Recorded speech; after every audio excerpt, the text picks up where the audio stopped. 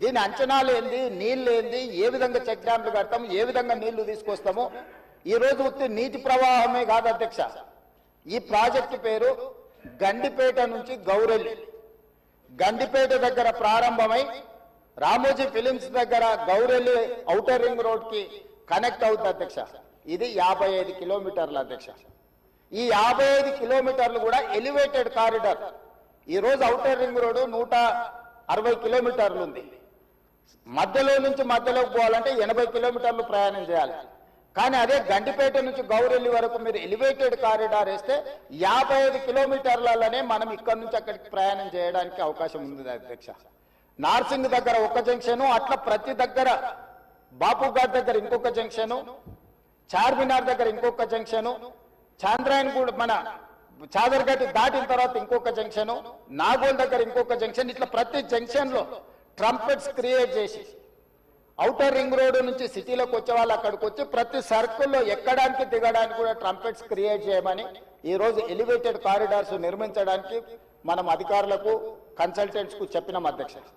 ఈ ప్రాజెక్టులో భాగంగానే మిరాలం ట్యాంకులో వచ్చే నీళ్లు కూడా మిరాలం ట్యాంక్ నుంచి జవహర్లాల్ నెహ్రూ జువాలజికల్ పార్క్ నుంచి ఆ నీళ్లు వచ్చేసి మూసీలో కలుస్తాయి అధ్యక్ష. It is connected to Musi only. So ఆ ప్రాజెక్టు కూడా అక్బరుద్దీన్ ఓవైసీ గారు, నేను ముఖ్యమంత్రిగా మొదటిసారి చాంద్రాయన్ గుట్ట పర్యటనకు పోయినప్పుడు అసదుద్దీన్ ఓవైసీ గారు ఇద్దరు మిరాలం ట్యాంకును ఒక పర్యాటక కేంద్రంగా బ్రహ్మాండంగా అభివృద్ధి చేయాలి, ట్యాంక్ బండ్ అక్కడ ఉండు కాదు, మాకు ఓల్డ్ సిటీలో ఒక మిరాలం ట్యాంక్ ని అభివృద్ధి చేయాలి, జూ పార్క్ ఉన్నది పక్కన మిరాలం ట్యాంక్ ఉంది 450 ఎకరాలలో, మీరు చేయాలంటే దాన్ని కంప్లీట్ గా ఈ కన్సల్టెంట్స్ కి ఇచ్చి ప్రపంచ స్థాయిలో అక్కడ ఒక అభివృద్ధి పర్యాటక కేంద్రంగా మార్చాలని చేసి ఈ రోజు 450 కోట్ల రూపాయలతో మిరాలం ట్యాంక్ మీద బ్రిడ్జ్ కట్టడమే కాకుండా ఆ ప్రాంతాన్ని అభివృద్ధి చేయడానికి టెండర్ పిలిచి పనులు జరుగుతున్నాయి అధ్యక్ష. రాబోయే 2 సంవత్సరాలలో ఆ ప్రాజెక్టు కూడా పూర్తి చేస్తాం అధ్యక్ష. ఓల్డ్ సిటీ అని నెగ్లెక్ట్ చేయలేదు అధ్యక్ష. నేను చెప్పిన అది ఓల్డ్ సిటీ కాదు, అది ఒరిజినల్ సిటీ. ఒరిజినల్ సిటీని రివైవ్ చేసి ప్రపంచంలోనే ఒక గొప్ప నగరంగా మా హైదరాబాద్ నగరం అని చెప్పుకునే విధంగా అభివృద్ధి చేస్తామని చెప్పి మాట ఇవ్వడం జరిగింది. దాంట్లో భాగంగానే ఈరోజు గౌలిగూడ దగ్గర వదిలేసిన మెట్రోను ఈ రోజు చాంద్రాయన్ గుట్ట వరకు పొడిగిస్తున్నాం అధ్యక్ష. ల్యాండ్ ఎక్వేషన్ జరుగుతుంది. అక్బరుద్దీన్ ఓవైసీ గారే మలక్పేట ఎమ్మెల్యే గారు ఇక్కడ ఉన్నారు. ఈ రోజు నష్టపరిహారం అడిగినంతగా భూములు కోల్పోయే వాళ్ళకి ఇచ్చి ఈ రోజు మెట్రో పనులు ప్రారంభించిన అధ్యక్ష. మిరాలం ట్యాంక్ ప్రారంభించిన అధ్యక్ష. అదే విధంగా longest flyover PV Narasimha Rao flyover తర్వాత రెండో లాంగెస్ట్ ఫ్లైఓవర్ మన్మోహన్ సింగ్ గారి పేరు మీద ఫ్లైఓవర్ ని జూ పార్క్ దగ్గర మనం ప్రారంభించుకున్నాం అధ్యక్ష. ఓల్డ్ సిటీ నెగ్లెక్ట్ చేయలేదు అధ్యక్ష. అండర్ గ్రౌండ్ డ్రైనేజ్ చంద్రాయన్ గుట్ట ప్రాంతానికి మనం నిధులు ఇచ్చినాం అధ్యక్ష. ఇవన్నీ కూడా పాత నగరాన్ని, ఇది మన తలమానికము, మన యొక్క గొప్ప గౌరవము హైదరాబాద్ నగరం అని చెప్పి ఈ రోజు హైదరాబాద్ నగరం మీద ప్రత్యేకమైన దృష్టి పెట్టి ఈ రోజు కార్యక్రమాలు తీసుకుంటున్నాం అధ్యక్ష. ఇక మళ్ళీ మూసీకి వస్తున్నా అధ్యక్ష. ఈ మూసీని కేవలం మా మిత్రులు పాయల్ శంకర్ గారు అడిగారు, ఇది ఉత్త నీళ్ళే తీసుకొస్తారా, దీన్ని వ్యాపార కేంద్రంగా చేస్తారా? వారేమో ప్రశ్న అడిగారు. కొంతమంది ఏమో Revanth Reddy real estate broker గా మారాడు, రేవంత్ రెడ్డి రియల్ ఎస్టేట్ చేస్తాడని.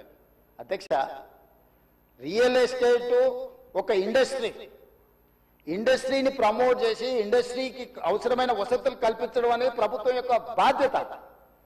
ఈ నగరం రియల్ ఎస్టేట్ విస్తరిస్తే పెట్టుబడులు వస్తాయి, పెట్టుబడులు వస్తే పరిశ్రమలు వస్తాయి, పరిశ్రమలు వస్తే ఉద్యోగ ఉపాధి అవకాశాలు వస్తాయి.